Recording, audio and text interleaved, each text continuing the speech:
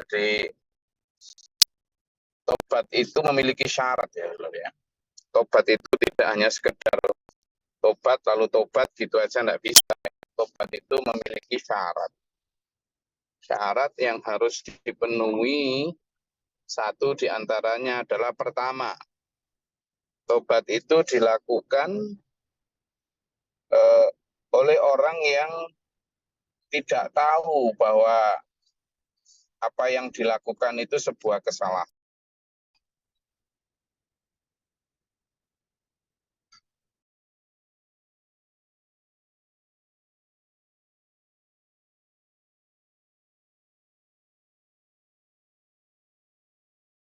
Yang kedua, ya benar-benar segera, ya segera. Artinya tidak berlarut-larut. Kalau memang dia tidak tahu, dia segera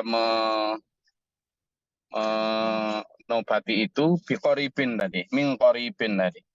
Yang pertama bijahalatin, dia tidak tahu bahwa itu dosa.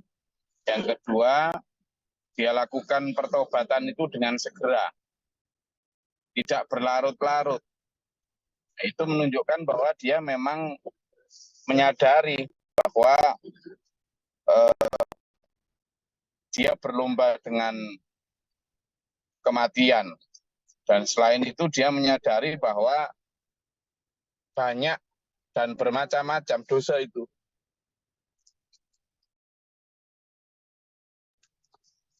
Jadi syarat pertama adalah tadi itu, bijahalatin. Orang melakukan perbuatan salah, tapi dia tidak tahu kalau itu sebuah perbuatan salah. Yang kedua, min qoribin. Apa min qoribin itu? Dilakukan dengan segera. Jadi begitu dia tahu, maka dia segera. Nah ini jelas ada dalam beberapa ayat yang memerintahkan kita untuk bersegera. Bersegera. Jadi kalimat bersegera itu menunjukkan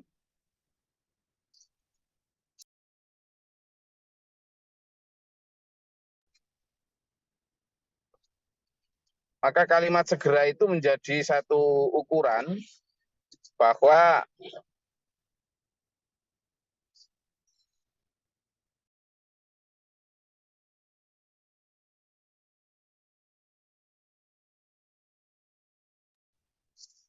jadi yang ketiga adalah qoblal maut. Qoblal maut ya, sebelum mati. Karena pertobatan yang dilakukan setelah mati nggak ada guna. Makanya di situ disebutkan summa yatubu min qaribin. Maka dia bersegera dalam waktu dekat bertobat dia langsung. Maka faulaika yatubullahu alaihim wa kana Allahu aliman hakiman. Maka Allah menerima tobat orang-orang yang semacam ini. Itu diterima. Jadi sebenarnya kita itu perlu minder ya. Ketika kita merasa banyak dosa itu bagus. Daripada orang yang nggak pernah merasa berdosa. Entah karena dia sudah merasa penuh, karena dia sudah merasa syahadat, sholat, puasa, zakat, haji, pinter ngaji, sudah penuh. Jadi seolah-olah sudah tidak punya dosa, tiap hari ya sholat 5 waktu. Malah ada yang bikin analogi, ibaratnya kamu punya sungai di depan rumah kamu, lalu kamu mandi 5 kali sehari, maka tentu tidak ada lagi daki dan kotoran dalam tubuhmu. Nah demikianlah sholat katanya. Kalau kamu sholat 5 hari itu, 5 kali dalam sehari, sudah pasti kamu nggak punya dosa lah, gitu.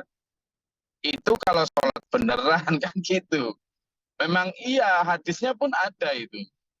Kalau sholatnya benar-benar sholat yang sholat tanha anil faksya'i wal munkar. Sholat yang benar-benar innaha lakabiratun illa alal khosyi'in. Sholat yang benar-benar khusyuk. Itu yang benar-benar bertobat di dalamnya. Karena ada pertobatan kita di dalam sholat itu.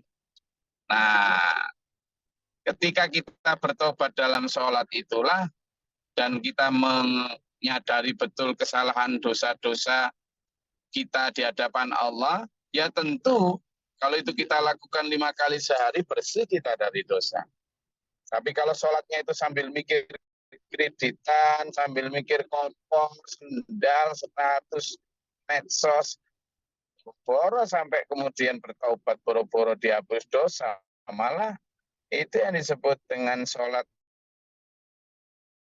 yang bitothak. Sehingga ini yang paling penting ketika ayat ini adalah menjadi orang yang rendah hati, menyadari dosa. Bahwa kita itu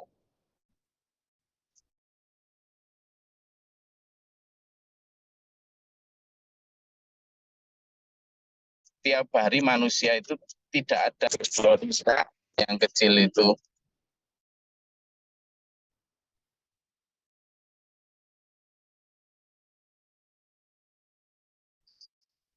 Kenapa sih kok dungunya lama-lama banyak dosa, terutama kebutuhan kepada Allah. Itu yang bikin lama, saya bilang. Dosa dosa Abi itu banyak, dosa enggak ingat Allah tadi, mungkin dosa marah-marah, mungkin dosa apa kelepasan omong kata yang menyakiti orang lain, dosa mungkin tadi Abi makan enak lupa ngasih orang yang tidak makan, dosa tadi mungkin ada orang yang nyapa Abi tapi Abi enggak lupa atau males balas sapaan, wah banyak sekali. Nah kalau melihat itu kan harus banyak bertobat gitu ya. Nah, itu kesadaran ini yang ditunggu oleh Allah. Terutama itu. Jadi orang hebat, orang mulia itu bukan kok orang yang nggak punya dosa, bukan. Nggak ada orang tiap hari tanpa dosa itu. Orang yang hebat, yang mulia, yang ditolong Allah adalah orang yang dia berdosa, tapi kemudian dia diberitahu oleh Allah, ditolong oleh Allah untuk mengetahui dosa-dosanya. Lalu segera bertaubat. Nah, itu ya. Nah, syarat selanjutnya adalah pertobatan itu dilakukan sebelum mati. Makanya ayat yang ke-18 ini, walaisatit taubatu lil ladzina ya'maluna sayyi'at, ya kan? Dan tobat itu tidak layak bagi orang-orang yang mengerjakan kejahatan hatta idza hadara ahadahumul maut, sampai dia kemudian didatangi kematian, kematian datang kepada mereka, baru kemudian qala, dia berkata, ini itu betul aku bertobat sekarang katanya. Ya sudah, pada saat sakaratul maut itu baru teriak-teriak. Tidak bisa mas, tidak bisa. Tidak bisa. Jadi orang pada saat sakaratul maut itu dulur, teriak-teriak kepengen sodako, teriak-teriak kepengen bertaubat, sudah nggak diterima, sudah telat, gitu loh. Makanya orang bersedekah, membawa sangu pulang ke akhirat, orang bertaubat, itu ya sebelum mati. Selamatan itu ya sebelum mati. Bukan kok setelah mati.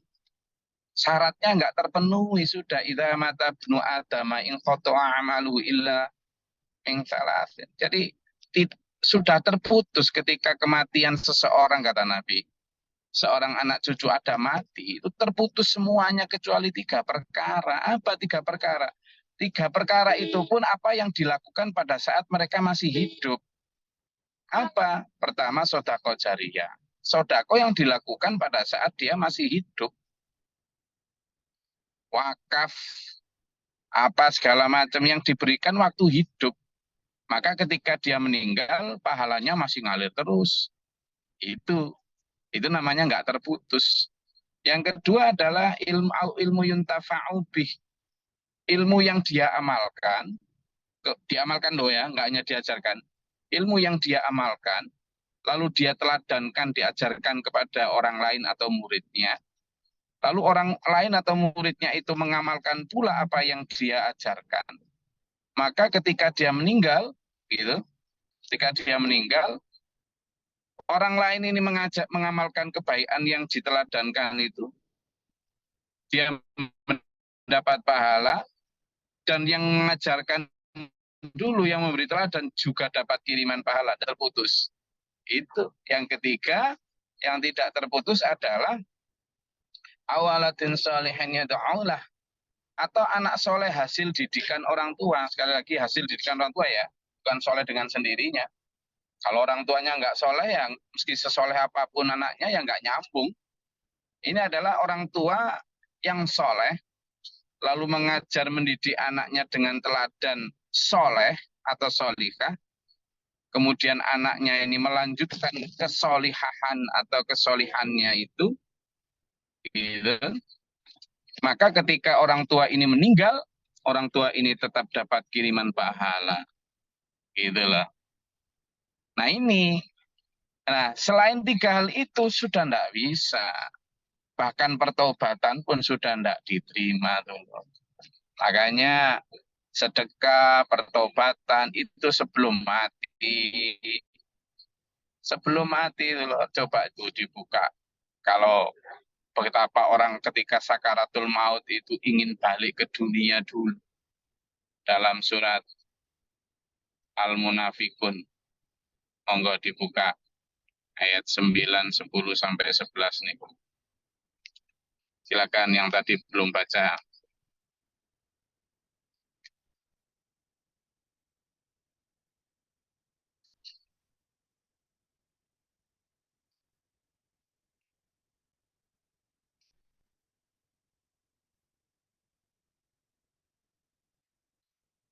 Sudah ketemu?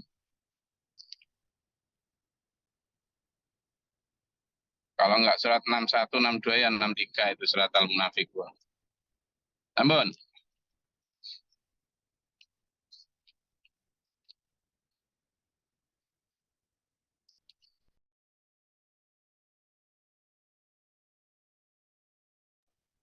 Sini guys.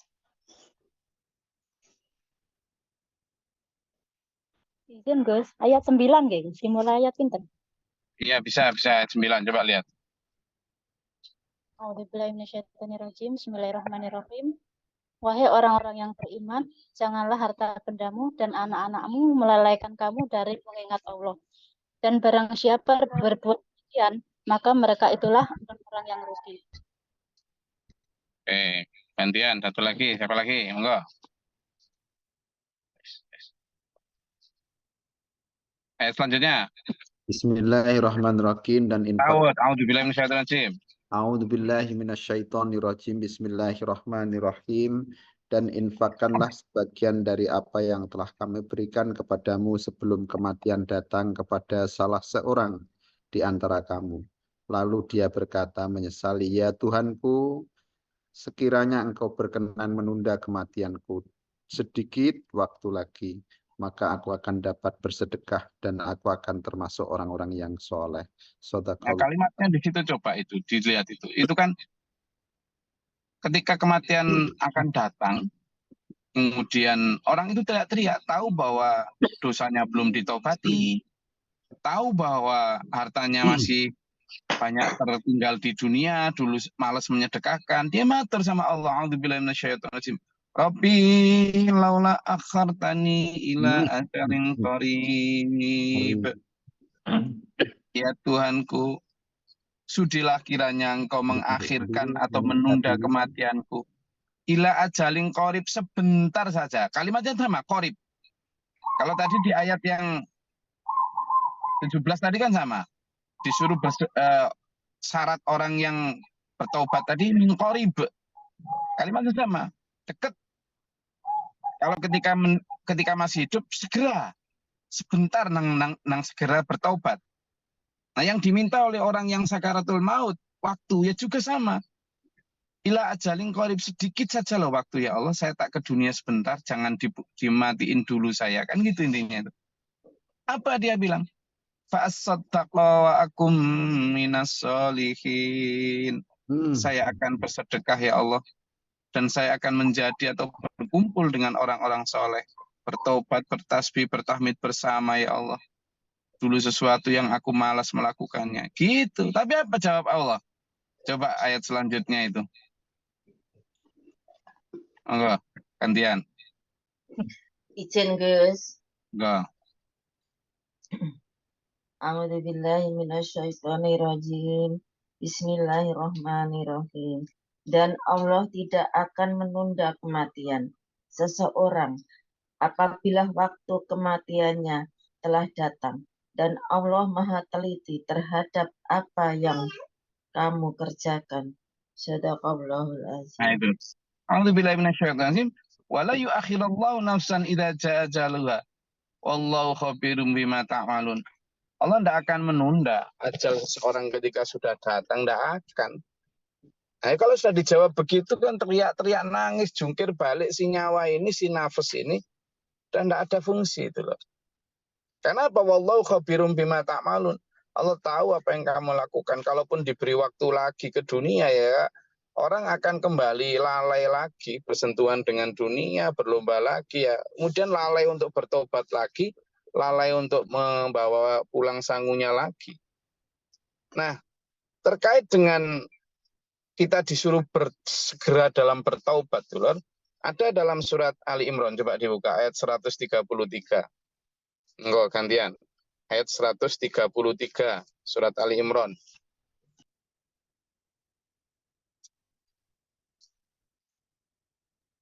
Surat Ali Imran, ayat 133, gantian yang belum baca, monggo.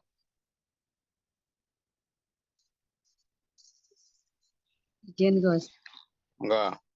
A'udzubillahi minasyaitonirrajim. Dan bersegeralah kamu mencari ampunan dari Tuhanmu dan mendapatkan surga yang luasnya seluas langit dan bumi yang disediakan bagi orang-orang yang bertakwa. Shadaqallahul azim. Nah, yang dibaca oleh Bu Husnul tadi, kalimat itu jelas. A'udzubillahi minasyaitonir rajim.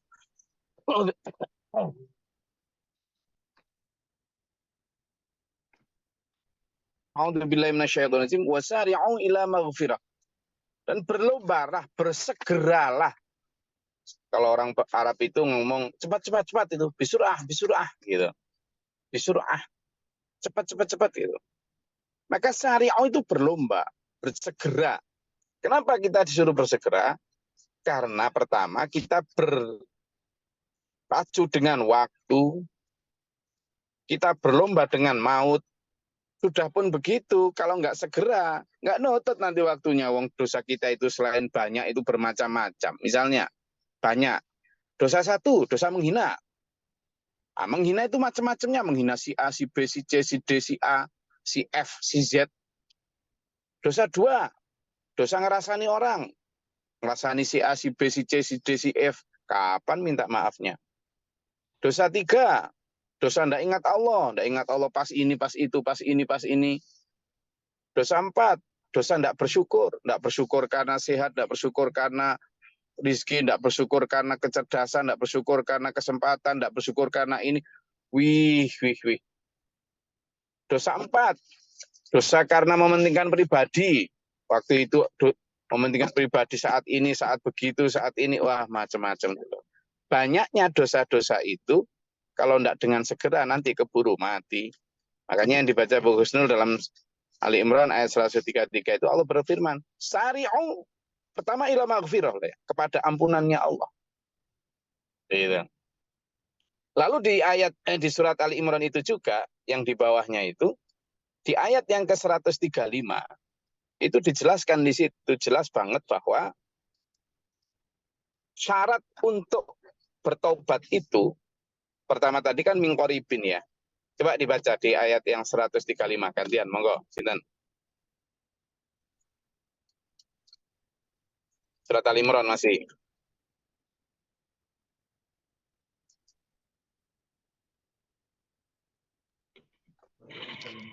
Izin Gus. Ya. A'udzubillahi minasyaitonirrajim. Bismillahirrahmanirrahim. Dan juga orang-orang yang apabila mengerjakan perbuatan keji atau penjalimi diri sendiri, segeralah mengingat Allah lalu memohon ampunan atas dosa-dosanya. Dan siapa lagi yang dapat mengampuni dosa-dosa selain Allah? Dan mereka tidak meneruskan perbuatan dosa itu, sedangkan mereka mengetahuinya. Shadaqallahul Azim. Nah, yang dibaca Pak Suryana tadi jelas.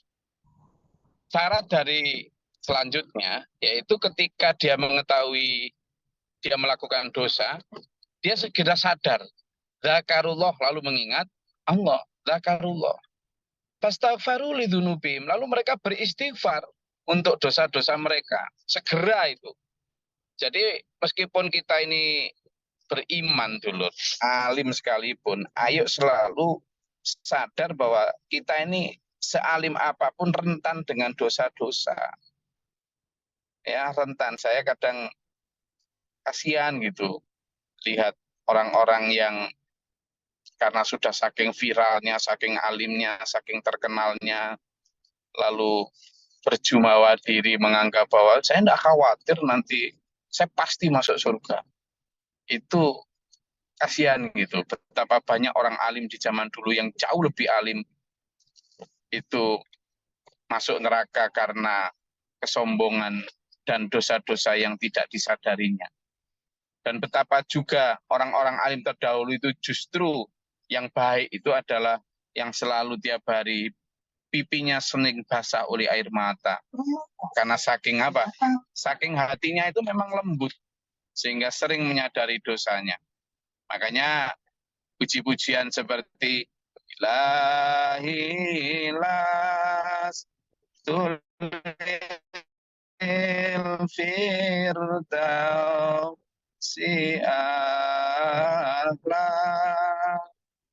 wala aqwa ala naril jahimi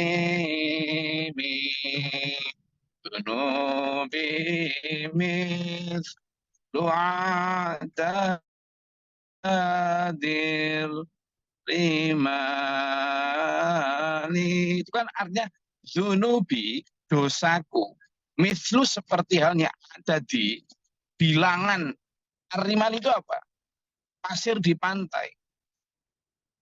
Jadi orang alim itu begitu harusnya, justru saking terangnya cahaya hatinya sehingga bilik-bilik sanubarinya itu terang banget. Terang banget. Akhirnya apa? Dia itu dosa sekecil apapun itu tahu, sadar, gitu loh. Nah, itu. Jadi kalau memang benar-benar alim, ya jauh lebih sering bertaubat.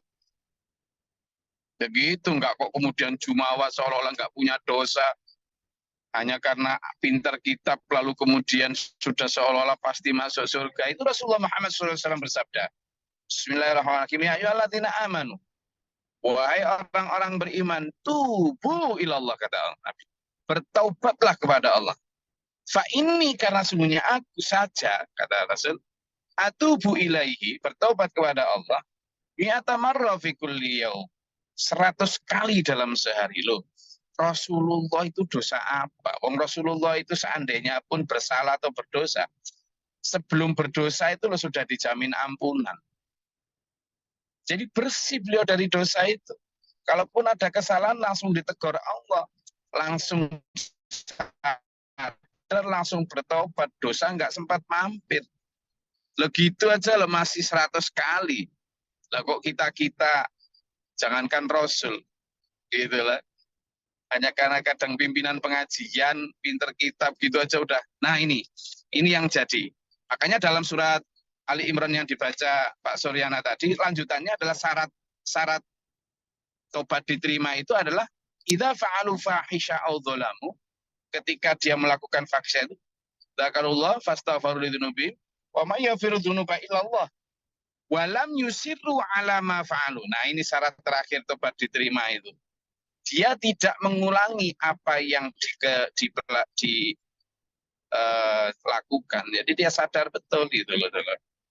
Tapi yang paling utama adalah orang bertobat itu sebelum mati.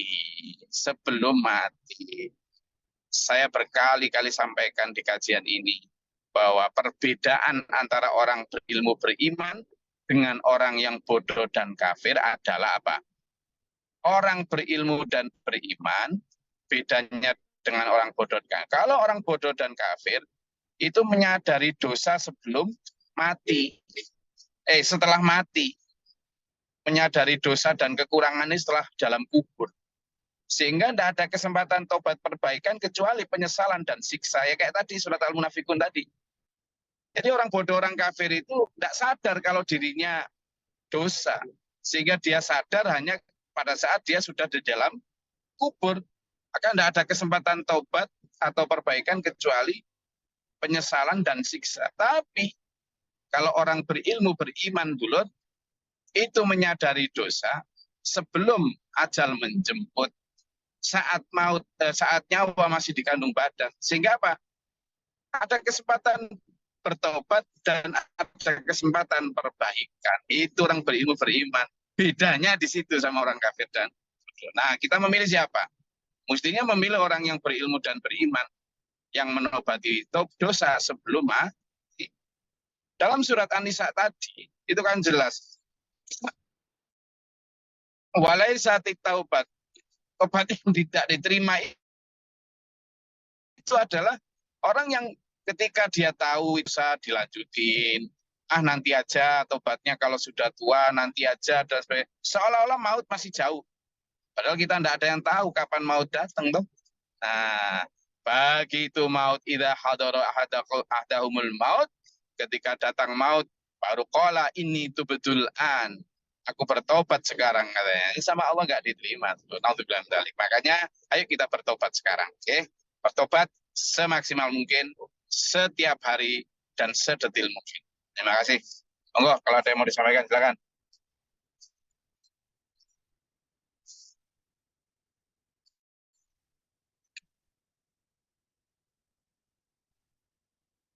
Saya ini Izin, perjalanan. Gus. Silakan. Ciri-ciri untuk bahwa tobat kita diterima gimana, Gus? Jadi kalau kita ciri-ciri orang yang tobatnya diterima itu yang jelas pertama hidupnya itu enteng ya. Karena apa? Karena dosa itu sebenarnya seperti kerak atau teyeng ya. Seperti kalau tahu teyeng itu bahasa Indonesianya apa sih? Karat-karat yang membuat mesin motor, mesin apapun tidak bisa jalan, itu karat-karat. Jadi ketika sampean sudah diterima taubatnya, itu mesin itu bisa jalan. Artinya apa? Mesin kebaikan kita. Kalau dulu misalnya sebelum bertobat itu mau sedekah eman, pelit, mau tahajud bangun sulitnya setengah mati, mau jamaah ke masjid juga berat melangkah, mau ikut kajian juga nggak sempat. Maka kalau tobat sampean diterima, karena karat-karat itu sudah dihilangkan, itu terasa kayak ada semacam energi tambahan gitu. Kayak ya enteng gitu. Jadi kalau mau bersedekah ya ndak eman ya bismillah. Kalau mau ikut kajian ya ada waktu. Kalau mau jamaah ya meskipun kadang berat tapi ya tetap bisa.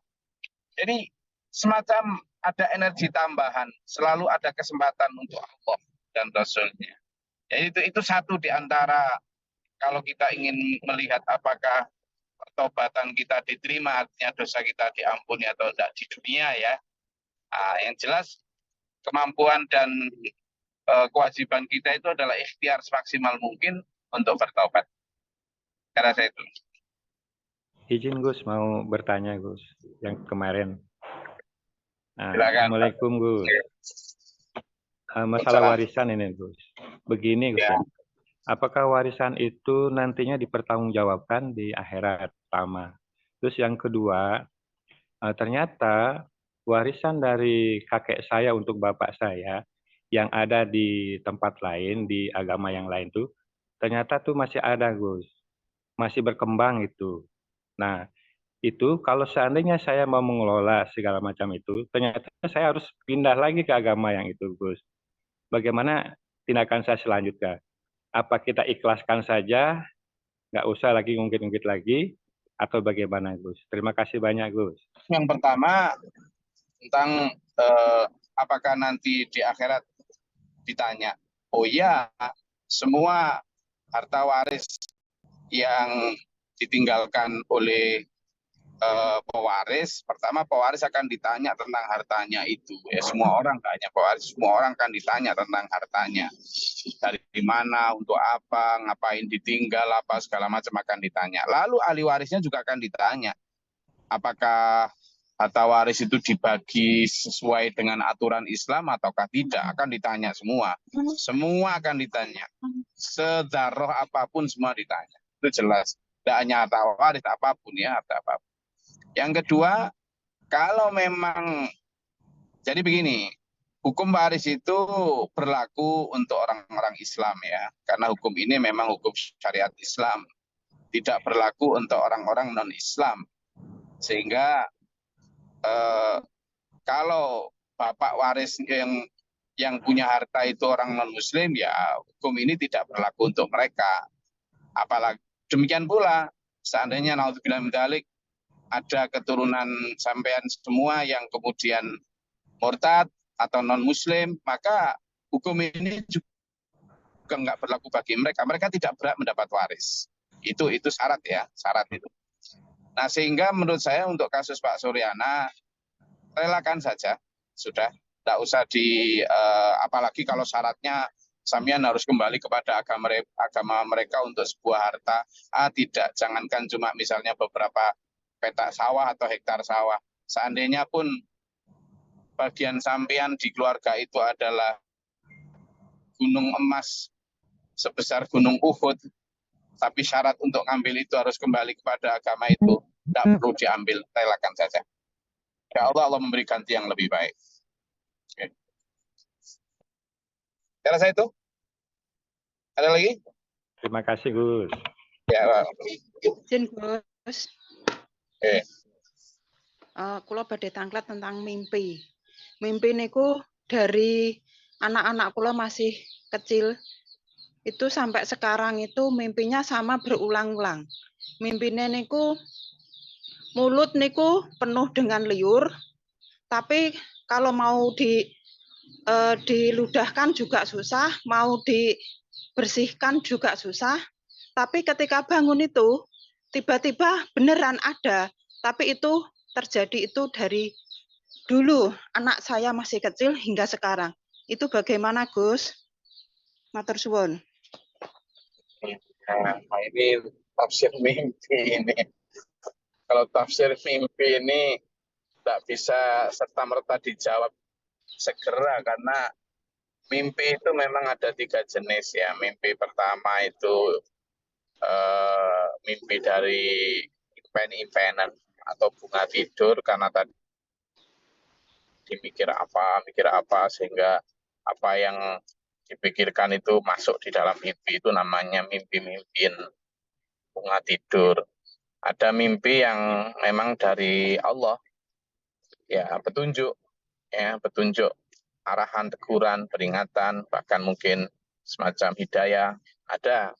Tapi ada juga yang dari setan, gangguan, intinya diganggu, gangguan karena tidurnya mungkin tadi itu tidak berwudu dulu atau tidak berdoa dulu sehingga diganggu oleh setan.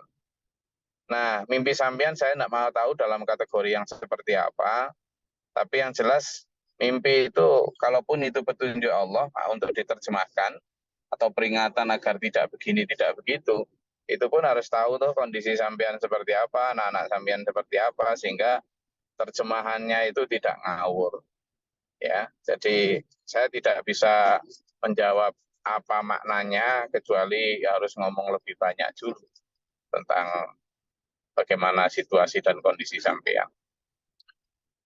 Ada lagi? Oke. Ada? Kalau nggak ada, saya rasa cukup. Kembali ke pokok kajian kita tadi bahwa ayo berlomba mencari ampunan. Ayo berlomba untuk mendapatkan ampunan dari Allah. Itu hal yang paling berharga. Saya masih ingat dulu dawuh Pak Guru itu gini. Beja-bejane wong urip iku wong sing oleh pangapuran dan ridhani Allah. Beja-bejane wong urip iku wong sing oleh pangapuran dan ridhani Allah. Maksudnya apa? Orang yang paling beruntung di muka planet ini, di muka bumi ini adalah orang yang hidupnya mendapat ampunan dan ridho Allah. Bukan ke orang yang punya gedung pencakar langit, orang yang jadi presiden, orang yang, tapi syaratnya siapapun, mau kamu presiden, mau pemilik jangkar langit, mau petani, mau, tapi syarat yang utama yang paling mendapat beruntung adalah orang yang mendapat ampunan dan ridho Allah. Itu orang yang paling beruntung, sehingga wafat dalam keadaan husnul khatimah. Semoga kita termasuk orang-orang yang beruntung itu, orang yang mendapat ampunan dan ridho Allah. Karena itu kita raih dengan selalu berlomba bersegera mencari tahu dosa-dosa kita, menyadarinya, kemudian menobatinya segera, sekarang, dari mulai pribadi sendiri. Semoga Allah merahmati kita, menuntut kita dalam siratal mustaqim, jaga kita, selamatkan kita dari serangan dajjal, jin iblis, dajjal dan sebagainya. Kita diselamatkan jasmani rohani kita, ini akhirat kita. Di dunia wal akhirah. Amin. Allahumma sholli wa sallim wa barik ala sayyidina. Allahumma fir lil mu'minin wal mu'minat wal muslimat wal ahya wal qadim. Allahumma hadina fi man hadait wa afina fi ma fa'ait wa lana fi man tawallait wa barik lana fi ma afait wa qina syarra ma qadait fa innaka taqdi wa la yuqda alayka wa inna la dhillu man adla isman ati tabaraka rabbana. Astaghfiruka wa atubu ilaika sallallahu alaihi wasallam. Allahumma dafa'na al-bal walau qadal hastin malajin syaitan syai'ku farabana najina walina sabina min al-fadl min rabbana la taj'al fil qadalimin. Allahumma rfa' darajatana fid dunya wal akhirah husnul khatimah. Rabbana ma nafaktubna ma syahidin rabbana la tuzigh qulubana ba'da idh hadaytana wa hab lana min ladunka rahmatan. Rabbana inna sami'na munadiyan yunadi lil imani an aminu bil Allahumma ta'ala bi as-sama'i wa rahmatika Allahumma anzil lana rahmatan wa rahmatan. Rabbana atina fid dunya hasanah wa fil akhirati hasanah wa qina adzabannar min fil wal akhirati wa lazzati min Rabbana taqabbal du'a subhana rabbika rabbil izzati amma yasifun wa salamun alal alamin. Saya juga mohon doa ini, saya perjalanan ke Jakarta untuk ngisi kajian para karyawan di BCA Tower Jakarta Pusat. Mudah-mudahan nanti bisa tersampaikan ajaran dengan baik. Okay? Saya menuju bandara ini. Nanti kajiannya pada zuhur di Jakarta Pusat. Oke, Assalamualaikum warahmatullahi wabarakatuh. Waalaikumsalam warahmatullahi wabarakatuh. Allahumma arhamna bil Qur'an.